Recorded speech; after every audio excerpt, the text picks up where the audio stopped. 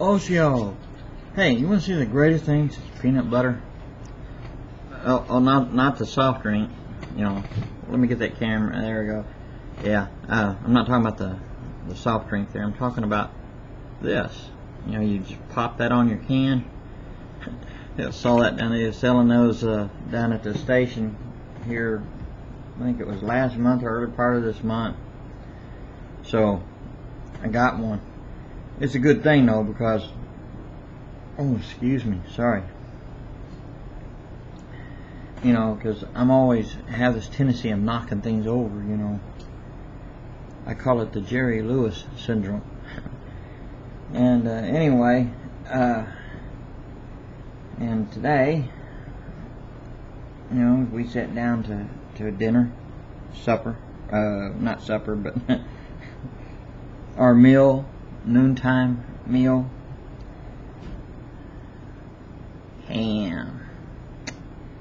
Tell you what, I went to bed around 4 o'clock. Well, between 3:30 and 4, somewhere around in there, roughly. And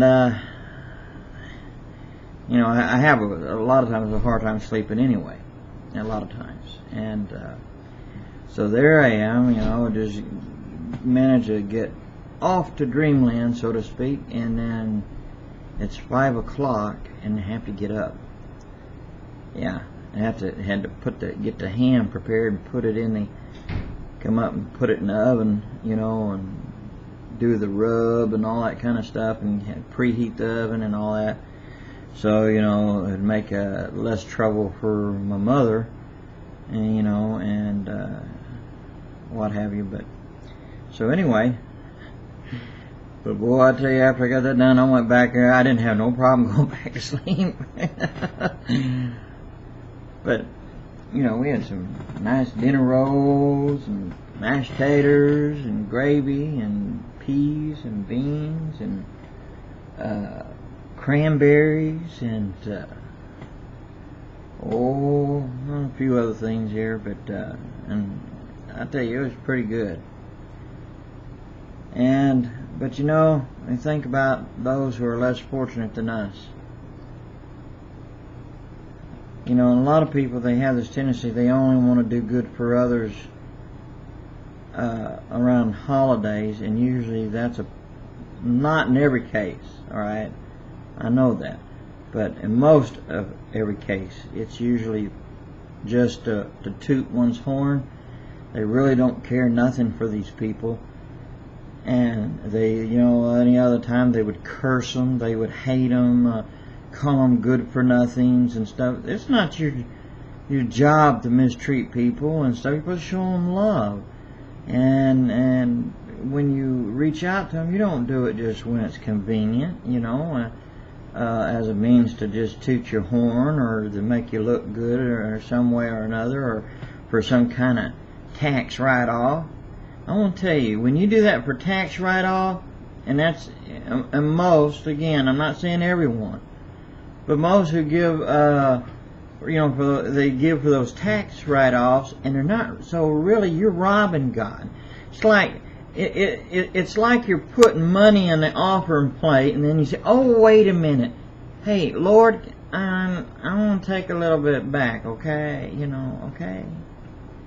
And then, you know, like say if you put a 20, you took 10 back or you took 5 back, and someone said, "What'd you give?" "Oh, I gave 20. I gave a 20. Or you might have, "I gave 500. I put 500. I donate 500. I donate all the time."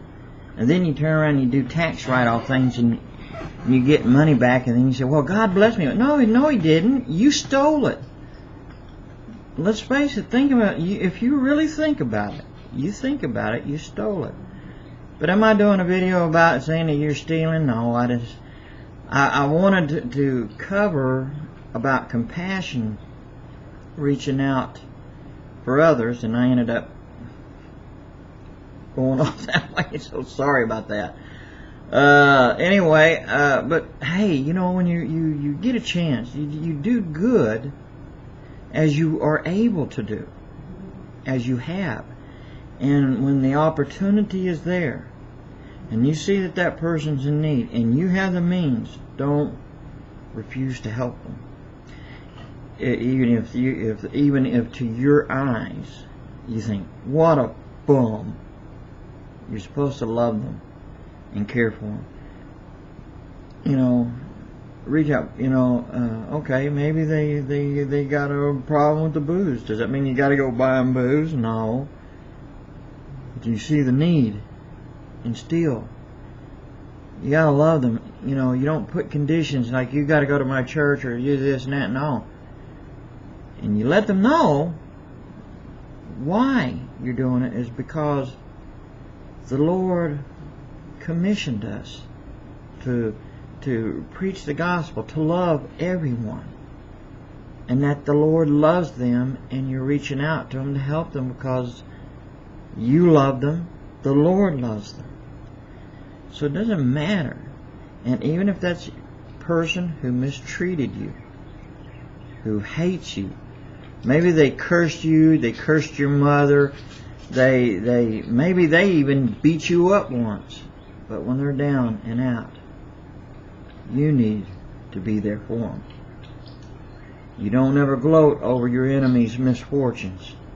And a lot of Christians, or those who claim to be Christians, have fallen from grace, and they gloat over others' misfortunes, especially their enemies. So, and this is not a holiday thing, it's where it's one time or 2, 3 times out of the year that you do it. It's a everyday thing. Every time when the opportunity is there, you're supposed to reach out and love somebody and give to others and help others. Anytime there's an opportunity to reach out and help, do so, and do so with love in your heart, and preach to them the love of Jesus. You need to let them know why you're doing it, and not talking about tooting your horn either. You let them know that Jesus loves them, and that He hasn't forgotten them. So that's what you do. You reach out and help them while the opportunity is there each moment, because you never know how you're going to affect that person's life forever. Now you can affect their lives in a positive, good way in Jesus, or you can do so in a bad way and cause them to fall and miss the opportunity of finding salvation in Jesus. So when you have the opportunity, when you sit down to eat a meal at any time, not just holidays or anything, but when you sit down and you eat a meal, try to remember those who are less fortunate, or even those who are in Jesus, Yeshua, and they've been thrown in prison because they have preached the gospel of Jesus Christ, Yeshua HaMashiach. Okay, remember them as if you were there with them, imprisoned. Okay, so God bless you all, and I hope you have a great day, and God bless you. And hey, remember the brothers and sisters and those who are poor and less fortunate than us. Remember the weaker brothers and sisters.